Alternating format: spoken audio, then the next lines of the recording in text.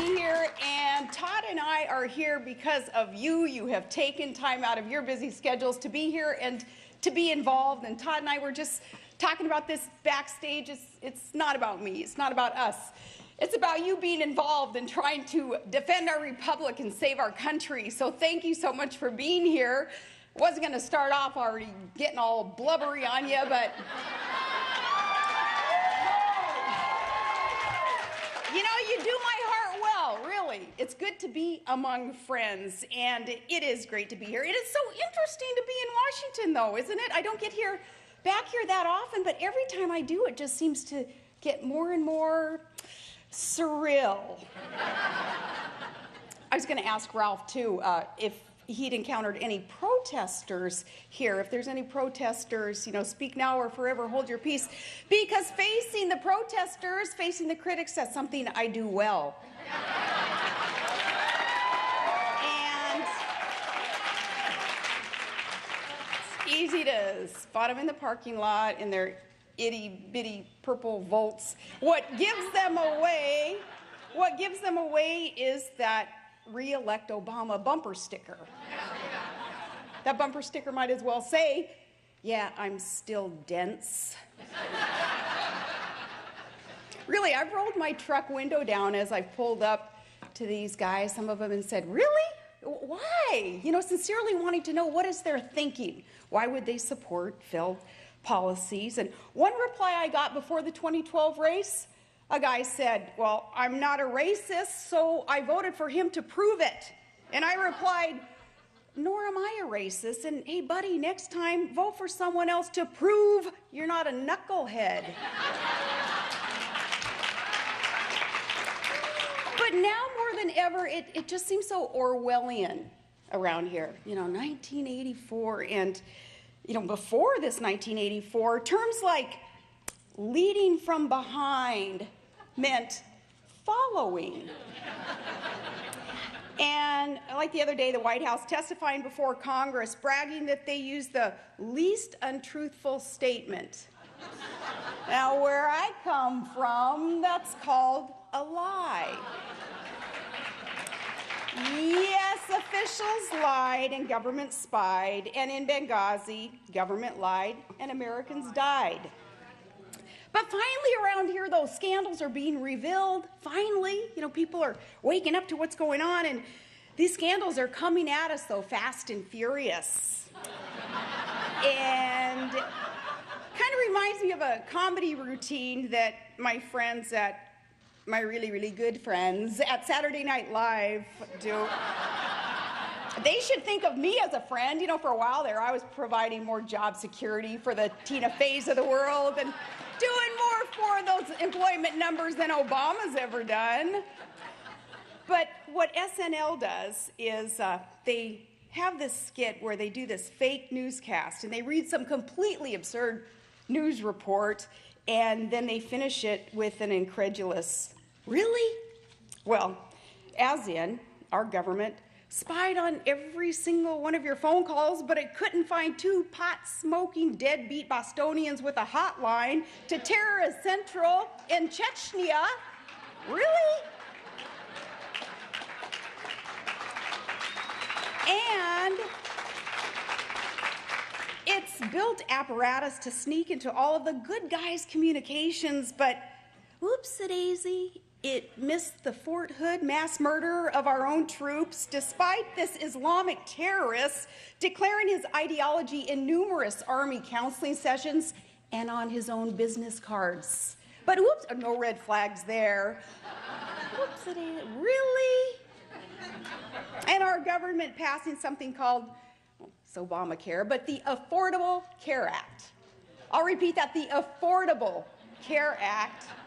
And its chief result, making our health care premiums enormously, unsustainably more expensive with death panels to boot, and now hiring up to 16,000 to 20,000, perhaps armed, IRS agents to implement this act. Well, the IRS. It can't figure out how it managed to spend over $4 million on a training conference because it didn't keep its receipts. Really? You try that with the IRS.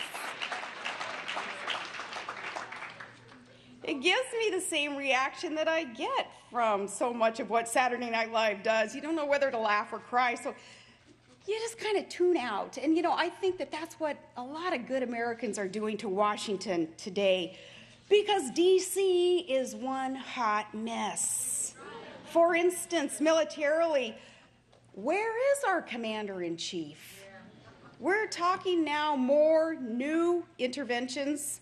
I say, until we know what we're doing, until we have a commander-in-chief who knows what he's doing, well, Chief, in these radical Islamic countries that aren't even respecting basic human rights, with both sides, they're slaughtering each other as they scream over an arbitrary red line, Allah Akbar. I say, until we have someone who knows what they're doing, I say, let Allah sort it out.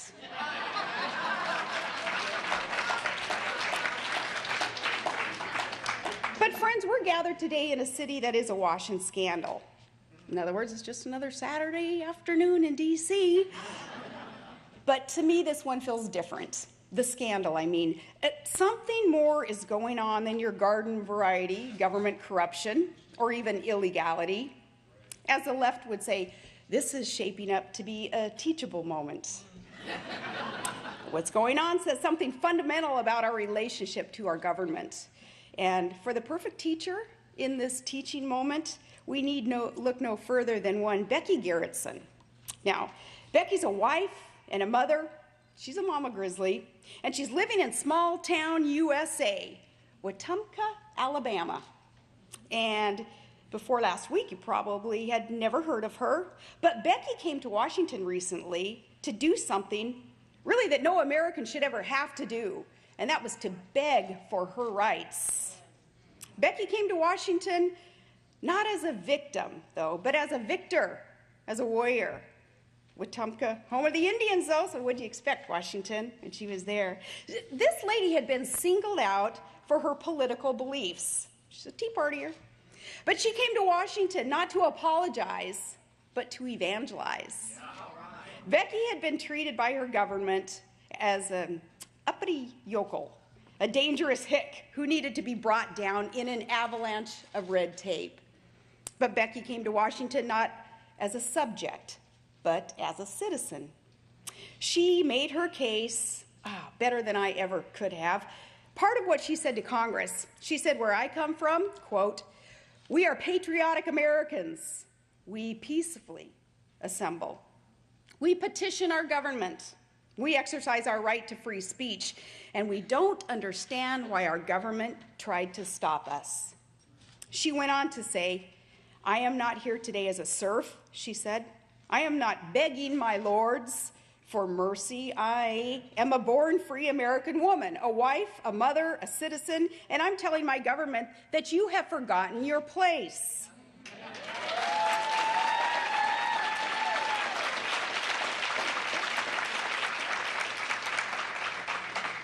And I have had the honor of meeting thousands of Americans like Becky, and they share her spirit.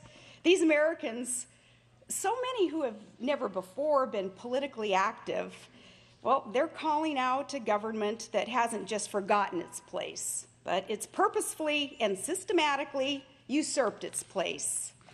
When our founders declared our independence, they pointed to a long train of abuses from a distant, arrogant, and dictatorial government. That train is leaving the station again, and the challenge now is first to see it for what it is, and then to stop it in its tracks. The problem isn't bureaucrats in Cincinnati going rogue, and it's not honest reporters and their parents being targeted for just doing their job, and it's not 20-something security contractors leaking government documents. The problem is government grown so big that it intrudes into every aspect of our lives. It's grown so arrogant that it thinks that we work for it instead of it working for us.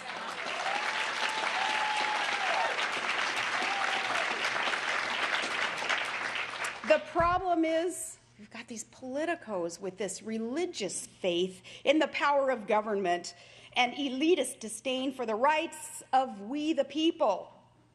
To rebuild our majority, then, this is the lesson that we must learn. The scandals infecting this city, they are a symptom of a bigger disease. And it doesn't matter if it's Republican or a Democrat sitting atop a bloated boot on your neck, out of control government. Everyone gets infected. No party is immune. That's why I tell you, I'm listening to those independents, to those libertarians who are saying, you know, it is both sides of the aisle, the leadership, the good old boys in the party on both sides of the aisle have kind of perpetuated these problems. I tell you, Congress, though, the good old boys that do perpetuate the problem, that haven't been part of a solution. They've been part of a problem. Now, you know what I wish that Congress would do? Man, just for a week, perhaps, just put themselves on cruise control, in the Ted Cruz control. Just for a week, and let's see where things go. I think we'd see some solutions. But the scandals, I say, oh, Lordy, yes, investigate them. We have to investigate them, yes, and let's punish the guilty. Let's see justice done. But bureaucrats investigating one another? Right. Did you know the FBI is investigating the IRS harassment of the Tea Party conservative scandal right now? But they haven't contacted one Tea Party yet? And the FBI director, he just admitted he doesn't even know who's leading that IRS investigation. Well, nothing to see here is what they want us to believe. Move along, little people, the little guy, just nothing to see. IRS lawyers who are, you know, in charge of some of this stuff, well, they donated to Obama over a Republican 20-1. And folks of the IRS, those lawyers who made political contributions overall, 95% of them gave to Obama. And that's nothing, because at the UN and at the Education Department and at the National Labor Relations Board, 100% of their attorneys donated to Obama. So says the Pepperdine Law School study. It's not just me saying that. But investigate, yes, investigate. But folks, we can't kid ourselves that we can stop at just that, because we will never restore the trust of the American people just by pointing out how little they can trust the other side. And let's not kid ourselves in believing that we can rebuild our majority, by the way, by passing a pandering, rewarding the rule breakers, still no border security, special interest written amnesty bill. And I think it's kind of dangerous territory, touchy territory, to want to debate this over one race's fertility rate over another. And I say this as someone who's kind of fertile herself. I don't think that's where we want to go in deciding how will we incentivize the hardworking, responsible families who want to be in the line, follow the law, and become Americans, versus those whose very first act on our soil is to break the law. There are different ways that we can debate this, how to make it work. And we also will never build our majority, friends, by just silently acquiescing to a totalitarian surveillance state, which is what we're becoming if we just let them tell us to sit down and shut up, which I refuse to do. No.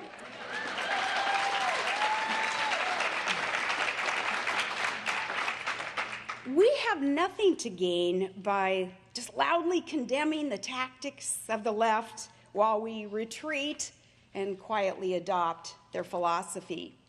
Because we are a free-born people, and the day that we forget that, the day that we stop worrying about the tyranny lurking around every corner, which Barack Obama just told a group of graduates recently that they should ignore and forget about. No, that's the day that we lose our freedom. That's the day we stop being citizens and we become subjects.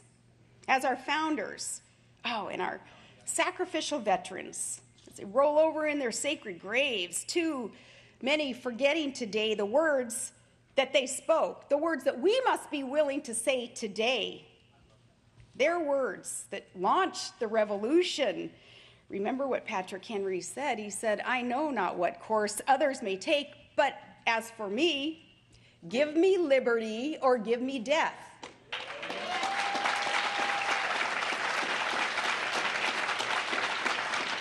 We must be willing to say that today. The great hope that we can take away from this visit then, and I am so glad that you are here. I'm glad that you've taken the time and made the sacrifices away from family and work and home to be here, to be involved. I can't thank you enough for, it's just so encouraging for me, for Todd. It's so encouraging for normal, average, everyday Americans who are counting on you to have that stiff spine and to be bold and to push back what this movement that is tyranny, what it's doing to our country. I can't thank you enough for being here, and the great hope that we can take away from you being here, from this visit to Washington, is that Americans like Betsy Garretson and Tea Partiers, they already know all this that I've spoken of. Not only do you value your freedom, but you are willing to fight for it. In hundreds of towns across America, from Wetumpka to Wasilla, so many Americans are fighting the good fight. And I know, because I've met them, and I've been in their homes. They've been in mine. And I serve them moose chili and blueberry pie when they come to my home. And they are the rock. They are the rock upon which that we will build this new majority. And they are the voice that can reach millions of other patriots of all race, color, and creed who also value the dignity and the opportunity of freedom. They are the brave. They, having kept faith with everything that we love about this land of the free. And we will have no hope of reclaiming our country, and we will deserve it even less if we fail to keep faith with them. That is the message that our leaders, our political leaders, especially those leaders in the GOP, need to understand. You do not marginalize, you don't discredit and dismiss everyday, average, hardworking Americans, those who are part of that grassroots Tea Party movement even, who want to affect the positive change, because too often, leaders, you're not doing it. The people, we the people, have to do it. We can't count on our politicians in Washington, D.C. to do this for us. This also, though, speaks to the idea, the action needed on a local level. I ran for city council. I was a small town mayor. I was a commissioner of oil and gas, moved up to a governor's seat. You have to start on a local level affecting that change.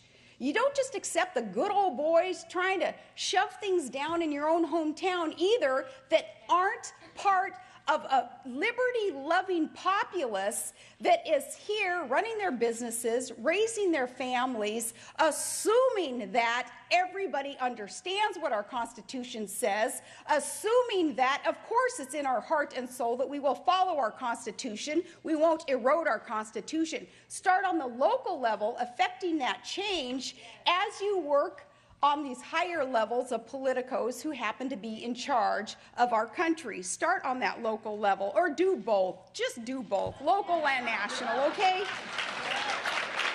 Because time's a-wasting, and we need both.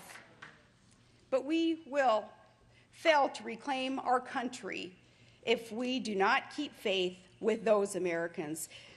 They knew, you knew, that this land was dedicated to our Lord God, and He has blessed it. And we do well to rededicate it at this time to our one true Heavenly Father.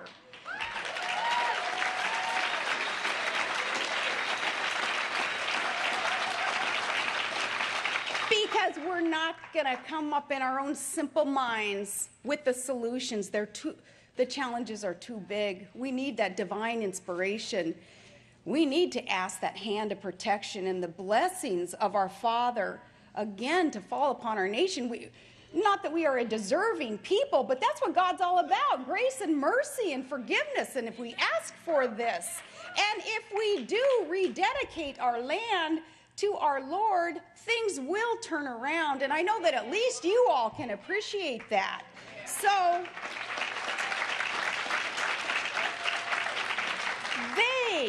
you, hardworking, liberty-loving patriots, they're the unsung heroes in this fight for America's future.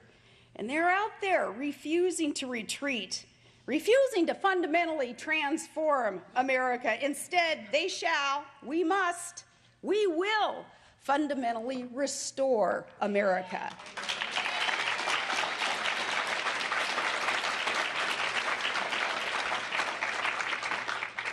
With that, I want to thank you again, and I want to ask you to keep up the good fight. We can't get tired. We can't weaken our resolve to defend this republic and make our politicians be accountable and follow our Constitution. And I tell you, you are the unsung heroes. I happen to have been handed a microphone and get to stand behind a podium once in a while. But I'm speaking on behalf of you who love this country as much as I do, who love and value life and our kids, some who perhaps will face more challenges than the rest of us will face. Yet we understand the dignity of human life. We understand that there are God's standards of perfection, which really count, and then there are the world's standards of perfection that are superficial and often materialistic and don't matter. You all know what really matters, and that's why it's so good for us to be here, to be encouraged, to be fed by you, knowing that you're out there, that you got our back and we've got your back. So with that, I thank you, and happy Father's Day tomorrow. Happy Father's Day to our founding fathers, and in their honor, let us do better for the country that they bestowed upon us. Thank you all so much, and God bless you, and God bless the United States of America. Thank you.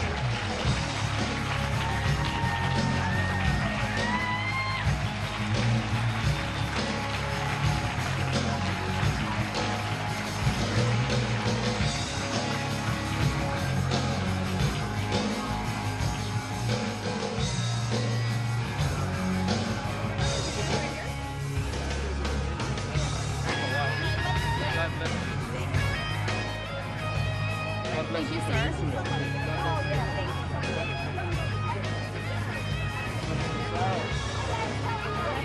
Can you get it? Sure. Hi, how are you? Thank you so much for being here. Where are you from? Sorry. Glad you're here. Thank you so much for being here. Thank you. Did you sign this certificate? Oh, absolutely. Thank you so much. God bless you. Happy to. Tomorrow on Washington Journal, we've dedicated the whole